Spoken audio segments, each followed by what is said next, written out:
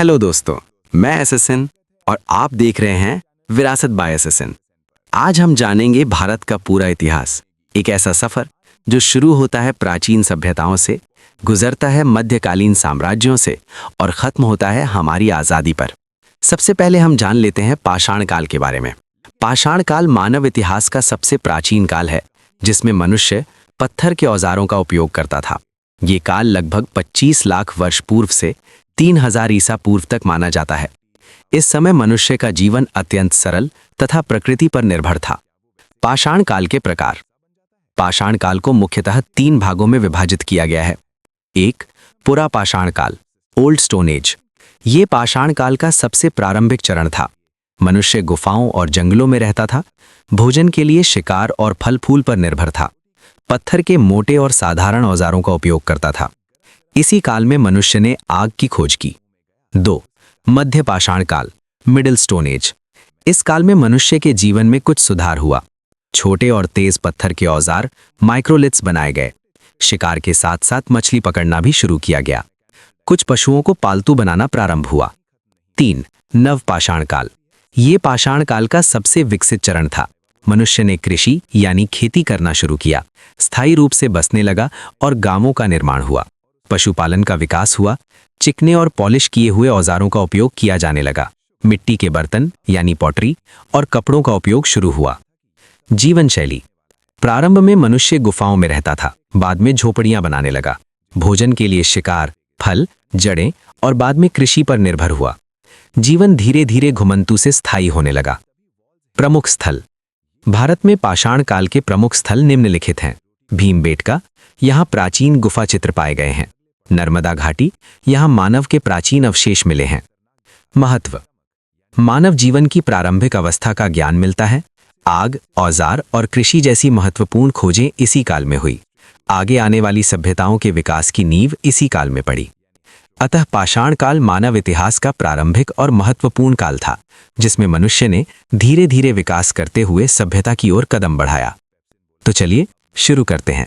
सिंधु घाटी सभ्यता विश्व की सबसे प्राचीन और उन्नत सभ्यताओं में से एक थी, जो लगभग 2500 ईसा पूर्व विकसित हुई। ये सभ्यता मुख्य रूप से सिंधु नदी और उसकी सहायक नदियों के किनारे फैली हुई थी। इसका विस्तार आज के पाकिस्तान तथा भारत के हरियाणा, पंजाब, राजस्थान और गुजरात तक था। सिंधु घाटी सभ्यता के कई महत्वपूर्ण नगर थे, जिनमें प्रमुख हैं हड़प्पा। ये एक प्रमुख नगर था जहां अनाज भंडार और योजनाबद्ध निर्माण पाए गए।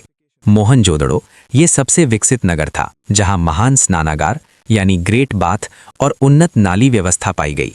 लोथल, ये एक प्रमुख बंदरगाह यानी पोर्ट सिटी था, जो व्यापार का केंद्र था। कालीबंगा, यहाँ कृषि के प्रमाण और अग्निकुंड मिले हैं। धोलावीरा, ये एक बड़ा नगर था, जहां जल संरक्षण की उत्कृष्ट व्यवस्था थी। सिंधु घाटी सभ्यता के लोगों का जीवन अत्यंत विकसित और व्यवस्थित था। घर पक्की ईंटों से बने होते थे, कई घर 2 मंजिला भी थे। शहर पूरी तरह योजनाबद्ध यानी ग्रिड पैटर्न होते थे, जिनमें सीधी और चौड़ी सड़कें थीं। प्रत्येक घर में नालियों की व्यवस्था थी, जो गंदे पानी को बाहर ले जाती थी। साफ सफाई पर विशेष ध्यान दिया जाता था। इस सभ्यता के लोग मुख्य रूप से कृषि, गेहूं, जौ, पशुपालन, व्यापार में संलग्न थे। इनका व्यापार दूर दूर तक, यहाँ तक कि मेसोपोटामिया तक फैला हुआ था। वे तौल माप प्रणाली और मोहरों का भी उपयोग करते थे। सिंधु घाटी सभ्यता के पतन का सटीक कारण ज्ञात नहीं है, परंतु संभावित कारण निम्नलिखित हैं। बाढ़, भूकंप, नदियों का मार्ग बदलना, सूखा। आज ये सभी स्थल पुरातात्विक स्थल के रूप में सुरक्षित हैं। यहाँ खुदाई के दौरान घर, नालियाँ, सड़कें आदि प्राप्त हुए हैं, जो इस सभ्यता की उन्नति को दर्शाते हैं।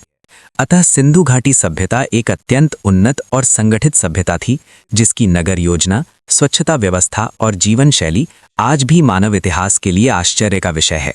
सिंधु घाटी सभ्यता के पतन के बाद भारत में वैदिक काल का आरंभ हुआ। ये काल लगभग 1500 ईसा पूर्व से 600 ईसा पूर्व तक माना जाता है। इस काल का नाम वेदों के आधार पर पड़ा, क्योंकि इसी समय वेदों की रचना हुई। वैदिक काल भारतीय संस्कृति, धर्म और समाज की नींव रखने वाला महत्वपूर्ण काल था। Do you know what Vedas are? Veda प्राचीन भारतीय धार्मिक ग्रंथ हैं, जो 4 हैं: ऋग्वेद, यजुर्वेद, सामवेद और अथर्ववेद। इनमें उस समय के समाज, धर्म और जीवन की जानकारी मिलती है। वैदिक काल के 2 भाग। प्रारंभिक वैदिक काल 1500 से 1000 ईसा पूर्व। लोग घुमंतु थे, पशुपालन मुख्य कार्य था। समाज सरल और समानता पर आधारित था। राजा की शक्ति सीमित थी।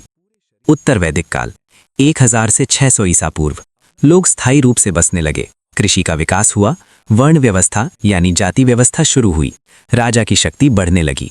महत्व: भारतीय संस्कृति की नींव रखी गई। धर्म, समाज और परंपराओं का विकास हुआ। वेदों की रचना हुई। अतः वैदिक काल भारतीय इतिहास का एक महत्वपूर्ण काल था, जिसमें सामाजिक, धार्मिक और राजनीतिक जीवन का विकास हुआ और आगे की सभ्यताओं के लिए आधार तैयार हुआ। अब जानेंगे मौर्य साम्राज्य के बारे में।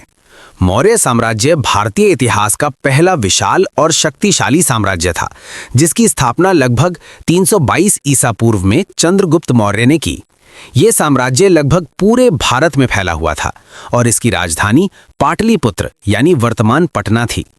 इस साम्राज्य ने भारत में पहली बार राजनीतिक एकता स्थापित की। इसकी स्थापना कैसे हुई? उस समय भारत में नंद वंश का शासन था। चाणक्य ने चंद्रगुप्त को प्रशिक्षित किया। दोनों ने मिलकर नंद वंश को हराया और मौर्य साम्राज्य की स्थापना की। यह भारत के इतिहास का टर्निंग पॉइंट था। प्रमुख शासक: चंद्रगुप्त मौर्य। संस्थापक: यूनानी शासक सेल्यूकस को हराया, पूरे उत्तर भारत को एकजुट किया। बिंदुसार, चंद्रगुप्त के पुत्र, साम्राज्य को दक्षिण भारत तक फैलाया। अशोक महान, सबसे महान शासक। कलिंग युद्ध, इस युद्ध में बहुत जनहानि हुई। इसे देखकर अशोक बदल गए। इसके बाद बौद्ध धर्म अपनाया, अहिंसा और शांति का संदेश दिया। प्रशासन यानी एडमिनिस्ट्रेशन: मौर्य प्रशासन बहुत मजबूत था। राजा सर्वोच्च था, उसके नीचे मंत्री और अधिकारी होते थे। विशेषताएं: केंद्रीयकृत शासन, जासूसी प्रणाली, राज्यों को प्रांतों में बांटा गया।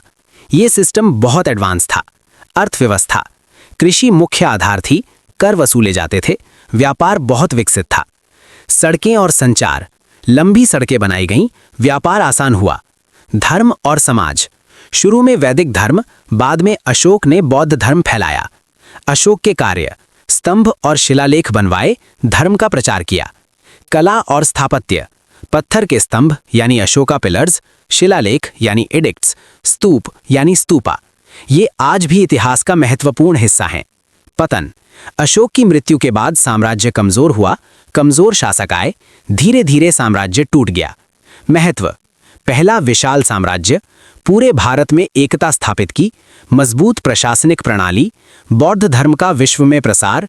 अतः मौर्य साम्राज्य भारतीय इतिहास का एक महत्वपूर्ण काल था, जिसने भारत को राजनीतिक, सामाजिक और सांस्कृतिक रूप से मजबूत बनाया। अब जानेंगे गुप्त साम्राज्य के बारे में। गुप्त साम्राज्य भारतीय इतिहास का एक महत्वपूर्ण काल था, जिसे भारत का स्वर्ण युग यानी गोल्डन एज कहा जाता है। ये साम्राज्य लगभग 4वीं शताब्दी से 6वीं शताब्दी तक यानी 320 to 550 ईस्वी तक रहा। इस काल में भारत में कला, साहित्य, विज्ञान, गणित और संस्कृति का अभूतपूर्व विकास हुआ। स्थापना: गुप्त साम्राज्य की स्थापना लगभग 320 ईस्वी में चंद्रगुप्त प्रथम ने की। उन्होंने महाराजा धिराज की उपाधि धारण की और एक मजबूत साम्राज्य की नींव रखी। प्रमुख शासक: चंद्रगुप्त प्रथम, गुप्त वंश के संस्थापक, साम्राज्य का विस्तार शुरू किया। समुद्रगुप्त, सबसे महान शासक, भारत का नेपोलियन कहा जाता है। उपलब्धियां: दक्षिण भारत तक विजय अभियान। प्रशस्ति: प्रयाग प्रशस्ति। चंद्रगुप्त द्वितीय यानी विक्रमादित्य, स्वर्ण युग का चरम, उज्जैन को राजधानी बनाया। नवरत्न: कालिदास, आर्यभट्ट। कला और संस्कृति: साहित्य, नाटक, कविता का विकास, संस्कृत भाषा का उत्कर्ष, कालिदास की रचनाएं प्रसिद्ध। विज्ञान और गणित: आर्यभट्ट ने शून्य की सिद्धांत, खगोल विज्ञान में योगदान, दशमलव प्रणाली का विकास। चिकित्सा और विज्ञान में प्रगति। प्रशासन: विकेंद्रीयकृत शासन, प्रांतों में विभाजन, स्थानीय प्रशासन को अधिकार। अर्थव्यवस्था: कृषि मुख्य आधार, व्यापार और उद्योग का विकास। स्वर्ण मुद्राएं। धर्म: मुख्यतः हिंदू धर्म, लेकिन बौद्ध और जैन धर्म के प्रति सहिष्णुता। पतन: हूणों के आक्रमण, कमजोर शासक, आंतरिक समस्याएं। 6वीं शताब्दी तक साम्राज्य समाप्त हो गया। अतः गुप्त साम्राज्य भारतीय इतिहास का एक स्वर्ण काल था, जिसमें भारत ने सांस्कृतिक, वैज्ञानिक और आर्थिक क्षेत्रों में उच्चतम प्रगति की। अब शुरू करते हैं मध्यकालीन भारत के बारे में। मध्यकालीन भारत वो काल है जो गुप्त साम्राज्य के पतन के बाद यानी लगभग 6वीं शताब्दी से शुरू होता है और 18वीं शताब्दी तक फैला हुआ है। इस काल में भारत में कई छोटे और बड़े राज्य बने, विदेशी आक्रमण हुए और नए साम्राज्य स्थापित हुए। इसे भारतीय इतिहास में मध्यकालीन काल कहा जाता है। 6वीं शताब्दी से 8वीं शताब्दी में भारत में विदेशी आक्रमण शुरू हुए। 712 ईस्वी में मोहम्मद बिन कासिम ने सिंध पर आक्रमण किया। सिंध पर कब्जा हुआ और इस्लाम का भारत में प्रवेश हुआ, लेकिन ये शासन स्थायी नहीं था और भारत के अंदर उनका प्रभाव सीमित रहा। फिर 10वीं से 12वीं शताब्दी में गजनवी और तुर्क आक्रमण हुए। महमूद गजनवी ने मंदिरों पर हमला किया और उत्तर भारत में विजय प्राप्त की। मोहम्मद गोरी ने पृथ्वीराज चौहान को हराकर भारत में स्थायी मुस्लिम सत्ता की नींव रखी। 1206 ईस्वी में भारत में स्थायी मुस्लिम शासन की स्थापना हुई। इसे दिल्ली सल्तनत कहते हैं। स्थापना की थी कुतुबुद्दीन ऐबक ने। मुख्य वंश गुलाम वंश, इल्तुतमिश, रजिया सुल्तान, खिलजी वंश, अलाउद्दीन खिलजी, दक्षिण भारत विजय, बाजार नियंत्रण, तुगलक वंश, मोहम्मद बिन तुगलक, राजधानी बदलना, टोगन मुद्रा, लोदी वंश, अंतिम शासक इब्राहिम लोदी। दिल्ली सल्तनत ने भारत में प्रशासनिक सुधार किए, किले बनाए और मुस्लिम कला और स्थापत्य कला को बढ़ावा दिया। अब हम दिल्ली सल्तनत के 4 वंशों को एक एक करके पूरी डिटेल में जानेंगे।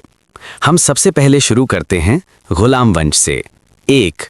गुलाम वंश, स्लेव डायनेस्टी, 1206 से 1290 तक। स्थापना। गुलाम वंश की स्थापना कुतुबुद्दीन ऐबक ने की थी। ये वंश मुख्य रूप से तुर्क गुलामों का था, इसलिए इसे स्लेव डायनेस्टी कहा जाता है। प्रमुख शासक और कार्य। कुतुबुद्दीन ऐबक 1206 से 1210 तक। दिल्ली सल्तनत का पहला सुल्तान। कुतुब मीनार का निर्माण आरंभ।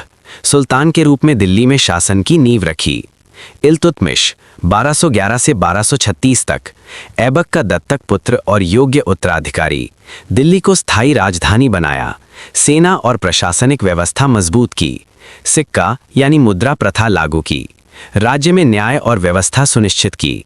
रजिया सुल्तान 1236 से 1240 तक। पहली महिला सुल्तान, साहसी और योग्य शासक, प्रशासनिक सुधार और न्यायप्रियता। दरबार और सेना के विरोध के कारण 1240 में निधन। विशेषताएं। सल्तनत की नींव और प्रशासनिक व्यवस्था मजबूत। सेना और मुद्रा प्रणाली स्थापित। दिल्ली सल्तनत की पहली स्थायी सत्ता। अब मैं अगले उत्तर में खिलजी वंश यानी खिलजी डायनेस्टी के बारे में पूरी जानकारी दूंगा। 2. खिलजी वंश 1290 से 1320 तक। स्थापना। जलालुद्दीन खिलजी ने इस वंश की स्थापना की। ये वंश तुर्क मूल का था। दिल्ली सल्तनत में ये गुलाम वंश के बाद आया। प्रमुख शासक और कार्य। जलालुद्दीन खिलजी 1290 से 1296 तक। वंश का पहला सुल्तान। शांतिपूर्ण प्रशासन और सीमित विस्तार। सत्ता पर मजबूत पकड़ बनाने का प्रयास। अलाउद्दीन खिलजी 1296 से 1616 तक। सबसे प्रसिद्ध और शक्तिशाली शासक। दक्षिण भारत पर विजय। कई सालों में दक्षिण भारत के बड़े राज्यों को लूटा और कब्जा किया। बाजार नियंत्रण और महंगाई रोकना। बाजार में वस्तुओं की कीमतें नियंत्रित की। अनाज और सामान की सही मात्रा सुनिश्चित की। सेना और किले। सेना को मजबूत किया और कई किले बनाए। कराधान और प्रशासनिक सुधार। किसानों और व्यापारियों पर कर का नियंत्रण। राज्य को मजबूत किया। विशेषताएं। सैन्य विस्तार और विजय अभियान। मजबूत केंद्रीय प्रशासन। आर्थिक सुधार और बाजार नियंत्रण। कला और स्थापत्य में थोड़ी प्रगति। अब हम आगे बढ़ते हैं और जानते हैं तुगलक वंश, तुगलक डायनेस्टी 1320 से 1414 के बारे में पूरी डिटेल्स में। 3. तुगलक वंश, तुगलक डायनेस्टी 1320 से 1414 तक। स्थापना।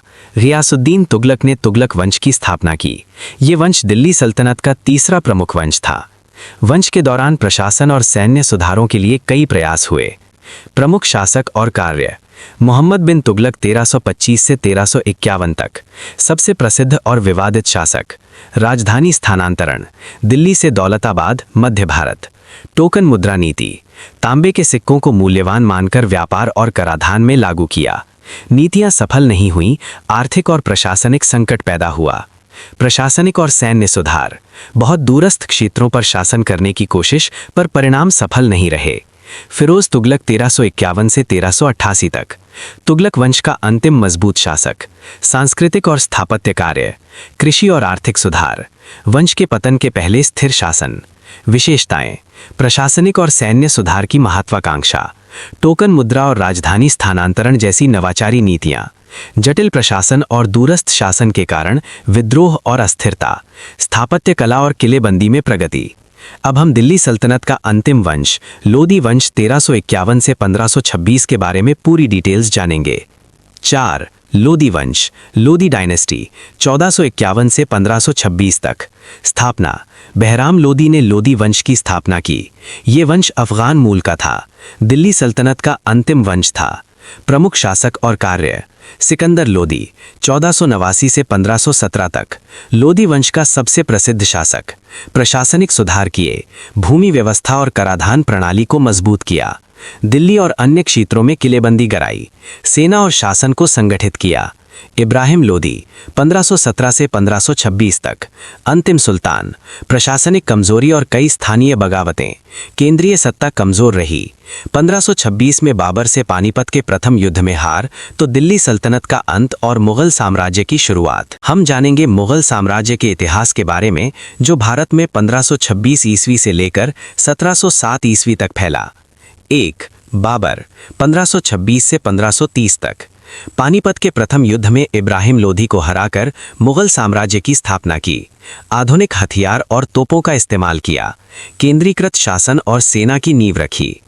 2. हुमायूं 1530 से 1556 तक। बाबर का पुत्र, सत्ता संघर्ष और अफगानों से हार के कारण निर्वासन में रहे। 1555 में सत्ता बहाल की। प्रशासनिक सुधार और मुगलों की सत्ता को पुनः स्थापित किया। 3. अकबर 1556 से 1605 तक। सबसे प्रसिद्ध मुगल शासक। केंद्रीकृत शासन और मजबूत सेना। सुलह कुल नीति, सभी धर्मों के प्रति सहिष्णुता। कराधान और जमींदारी प्रणाली में सुधार। उत्तर भारत, बंगाल, गुजरात और राजस्थान में विस्तार। कला, स्थापत्य और संस्कृति का स्वर्ण युग। 4. जहांगीर 1605 से 1627 तक। अकबर का पुत्र। साम्राज्य का विस्तार और कला संस्कृति का संरक्षण। न्यायप्रिय शासन, महलों, उद्यानों और चित्रकला का विकास। 5. शाहजहां 1628 से 1658 तक। जहांगीर का पुत्र। साम्राज्य का विस्तार और संस्कृति का उत्कर्ष। ताजमहल का निर्माण, किले और महलों का निर्माण, लाल किला, शालीमार गार्डन। प्रशासनिक मजबूती और कला संस्कृति का स्वर्ण युग। 6. औरंगजेब 1658 से 1707 तक। शाहजहां का पुत्र। सबसे लंबा शासनकाल 49 साल।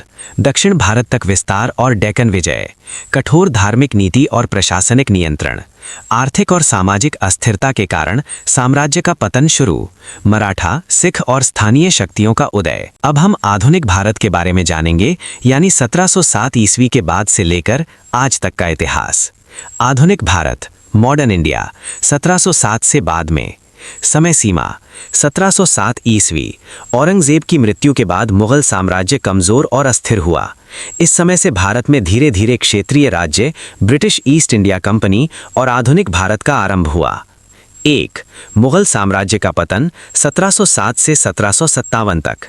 औरंगजेब की मृत्यु के बाद साम्राज्य कमजोर और अस्थिर हुआ।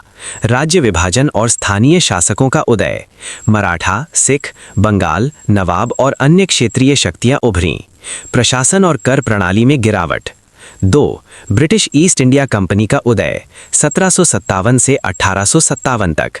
1757 पानीपत का दूसरा युद्ध और प्लासी का युद्ध, बंगाल पर ब्रिटिश विजय। ईस्ट इंडिया कंपनी ने धीरे धीरे व्यापार से सत्ता पर कब्जा किया। प्रमुख घटनाएं। कंपनी ने भारत में प्रशासनिक और कर प्रणाली लागू की। स्थानीय राजाओं के साथ संधि और नियंत्रण स्थापित किया। सेना और पुलिस व्यवस्था मजबूत की। 3. 1857 का स्वतंत्रता संग्राम या पहली क्रांति। इसे 1857 का विद्रोह या पहली स्वतंत्रता संग्राम कहा जाता है। प्रमुख कारण: ब्रिटिश के अत्याचारी शासन और कराधान, भारतीय सैनिकों के असंतोष और धर्म/संस्कृति का अपमान। परिणाम: ब्रिटिश ने सत्ता पूरी तरह से अपने हाथ में ले ली। ब्रिटिश राज 1858 से 1947 तक। 4. ब्रिटिश राज, भारत सीधे ब्रिटिश सम्राट के अधीन। प्रशासनिक सुधार, रेलवे, टेलीग्राफ, शिक्षा और कानून लागू किए। सामाजिक सुधार और आर्थिक बदलाव। स्वतंत्रता आंदोलन शुरू। 1885 में कांग्रेस की स्थापना। 1905 में बंगाल विभाजन विरोध। महात्मा गांधी के नेतृत्व में सत्याग्रह और असहयोग आंदोलन। बंगाल विभाजन 1905 से 1906 तक। समय और कारण। वर्ष 1905 ईस्वी में ब्रिटिश भारत के वायसराय लॉर्ड कर्जन ने बंगाल प्रांत का विभाजन किया। उद्देश्य, प्रशासनिक सुविधा। ब्रिटिश सरकार का दावा था कि बंगाल बहुत बड़ा है और प्रशासन में कठिनाई होती है। राजनीतिक चाल, बंगाल को धार्मिक आधार पर विभाजित करके भारतीय राष्ट्रीय आंदोलन को कमजोर करना। विभाजन का तरीका, बंगाल को दो हिस्सों में बांटा गया। पूर्व बंगाल मुस्लिम बहुल क्षेत्र, राजधानी ढाका। पश्चिम बंगाल हिंदू बहुल क्षेत्र, राजधानी कलकत्ता। ये विभाजन धार्मिक आधार पर किया गया। हिंदू और मुस्लिम समाज में फूट डालना। जनता की प्रतिक्रिया, कड़ा विरोध। बंगाल विभाजन ने भारतीय जनता और नेताओं में भारी आक्रोश पैदा किया। आंदोलन, स्वदेशी आंदोलन, स्वदेशी कपड़े और वस्तुएं बहिष्कृत। बॉयकॉट और राष्ट्रीय शिक्षा आंदोलन, अंग्रेजी स्कूलों का बहिष्कार, राष्ट्रीय स्कूल खोले गए। अखबार और साहित्य, विरोध में राजनीतिक जागरूकता फैलाने वाले लेख। परिणाम, अंग्रेजों पर भारी दबाव। विभाजन रद्द 1911। ढाका प्रांत को अलग हटाया गया और बंगाल फिर से एक हुआ। आंदोलन ने भारतीय राष्ट्रीय कांग्रेस और भारतीय स्वतंत्रता आंदोलन को मजबूती और नई दिशा दी। विशेषताएं, बंगाल विभाजन ब्रिटिश नीति का चालाक तरीका। जनता ने स्वदेशी और विरोध आंदोलन के जरिए जवाब दिया। आधुनिक भारत में राष्ट्रीय आंदोलन की शुरुआत में महत्वपूर्ण भूमिका। भारत का स्वतंत्रता आंदोलन 1905 से 1947 तक। 1. बंगाल विभाजन 1905। ब्रिटिश वायसराय लॉर्ड कर्जन ने बंगाल को हिंदू और मुस्लिम आधार पर विभाजित किया। जनता ने विरोध किया। स्वदेशी आंदोलन, विदेशी कपड़े और सामान का बहिष्कार। परिणाम, विभाजन रद्द 1911। आंदोलन ने राष्ट्रीय जागरूकता बढ़ाई। 2. भारत में पहला राष्ट्रीय आंदोलन 1905 से 1919 तक। भारतीय राष्ट्रीय कांग्रेस के नेता सक्रिय हुए। प्रमुख घटनाएं, स्वदेशी आंदोलन, राष्ट्रीय शिक्षा और प्रेस आंदोलन, लोकप्रिय नेताओं का उदय, बाल गंगाधर तिलक, लाला लाजपत राय। 3. असहयोग आंदोलन 1920 से 1922 तक। नेताजी महात्मा गांधी। कारण, जलियांवाला बाग हत्याकांड, विश्व युद्ध 1 और रॉलेट एक्ट। गतिविधियां, सरकारी स्कूल और अंग्रेजी कपड़े का बहिष्कार, लोक स्वराज और ग्राम आंदोलन। परिणाम, ब्रिटिश पर दबाव बढ़ा लेकिन हिंसा होने पर आंदोलन स्थगित। 4.